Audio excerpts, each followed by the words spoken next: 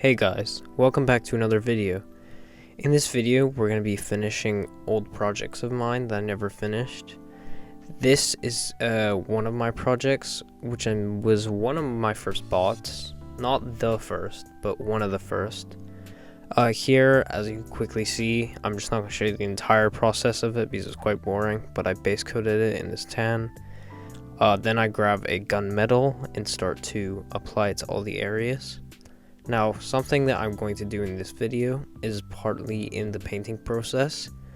I am not going to fully describe what I'm doing, but rather tell the story of this robot.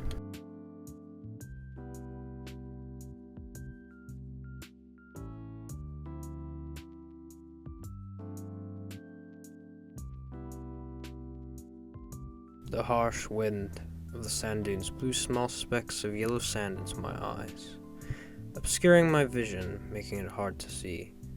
As I took each step, one after another, my feet went deeper and deeper into the sand, until all that was left was my head. I felt the wind grow stronger, more and more sand blowing into my eyes, rapidly covering my head. But as I finally accepted my fate, I heard it. The sound of moving mechanical parts and treads rolling across the dunes. I saw a large silhouette appear over the nearest dune. Its glowing yellow eyes stared at me.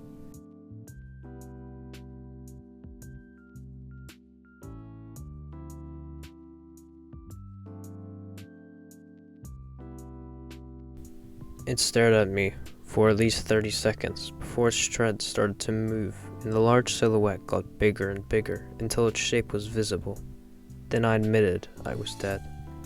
Its large claw grabbed me, lifting my body out of the sand.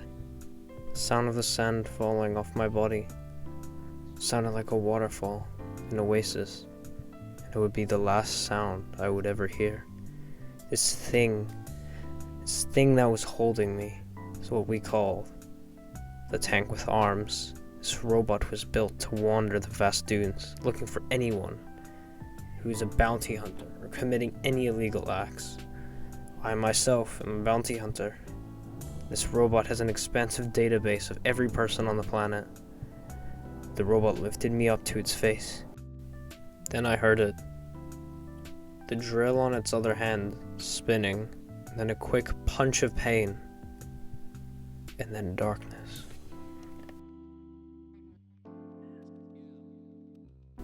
That is the story of the tank with arms. This is something I want to do more with my builds, is tell stories about the robots in my worlds and universe that I'm kind of coming up with. It's not like a universe that's like, oh, I've got this big sheet of paper that's everything written down, all the planets, all the descriptors, all the jobs in every universe. But it's something I kind of want to build over time, telling the stories throughout the different galaxies and planets of this like expansive universe of mine, through the different builds of robots, creatures, so hence and so forth. Now that the story's done, I'm actually going to describe what I'm doing. So I painted all the panels green, like all the black bits black, and here I'm highlighting the beige with a lighter beige just to pop out the details a little more.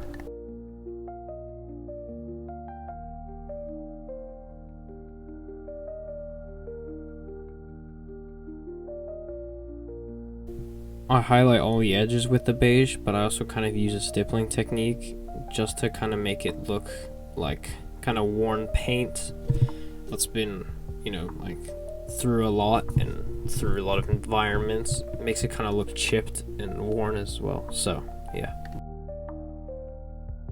I repeat this same process but with all the green panels, grabbing green, highlighting the edges, and using a stippling to add the same effect as I just said.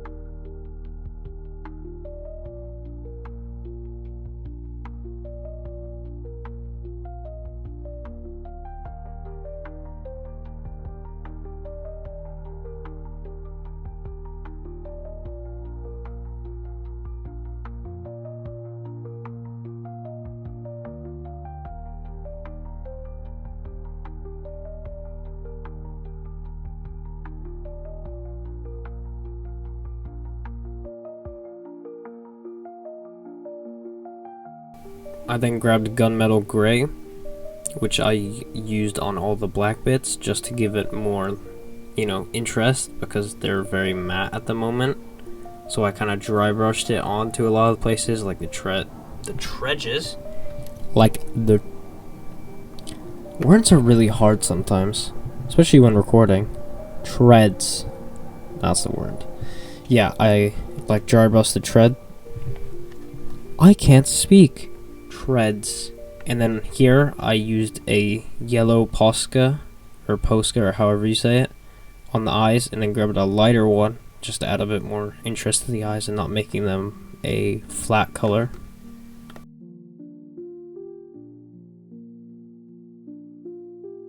Now here is the next project that I'm going to be finishing in this video. It's an old sculpture. Obviously these and the last one had already been splayed in matte gray, so I couldn't show you what they look like beforehand, so sorry about that. But this is a old sculpture of mine that I used clay to sculpt, nothing like scratch building or anything, just clay.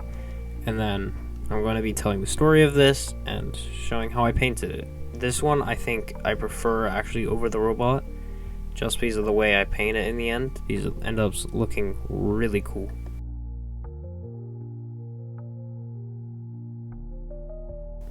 Log 45. A new creature was discovered about a week ago in the toxic jungle, only recently being able to explore it due to the new technological discoveries. The creature resembles a human skull, with a pale blue liquid that drips out of the eye sockets that seems to have the capability to morph into whatever it pleases, depending on the circumstance. This creature is in a testing chamber next to me right now, and in the current state of the blue liquid, its one eye has 3 tentacles like appendages coming out of it, and has an arm and a hand made out of the blue liquid. The main body of the creature is pink, like a slight flesh color.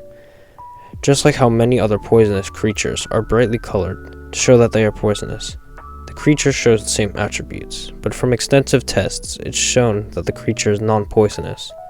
We think that the creature uses this, so other creatures leave it alone.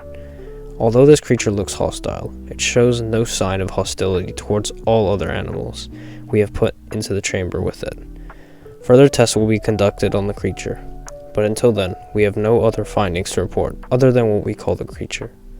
Its name currently has been dubbed the Fake Skull.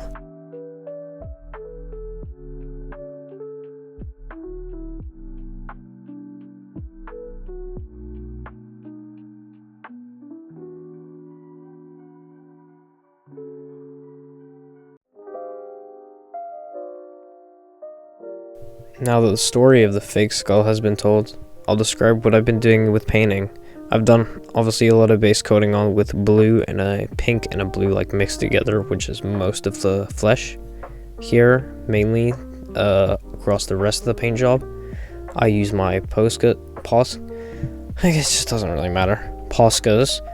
I used multiple colors of blue, slowly going up in lightness and like brightness to kind of give the creature like a psychedelic color scheme, kind of like a poisonous frog as like told in the story. And I do the same here with the pink body, again trying to add mainly a lot of lines, especially on all the parts that don't have like wrinkles for me to like highlight. I have to go in at a ton of etched lines like right here, but in the end I was really happy with it, so yeah.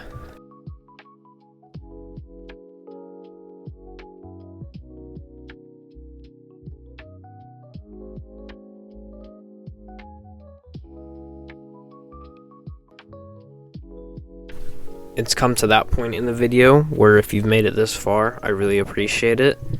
And I would really appreciate if you liked and subscribed, and even potentially commented on the video. It does help out, and obviously right now I'm a very small channel, but I would like to grow and see how far I can get.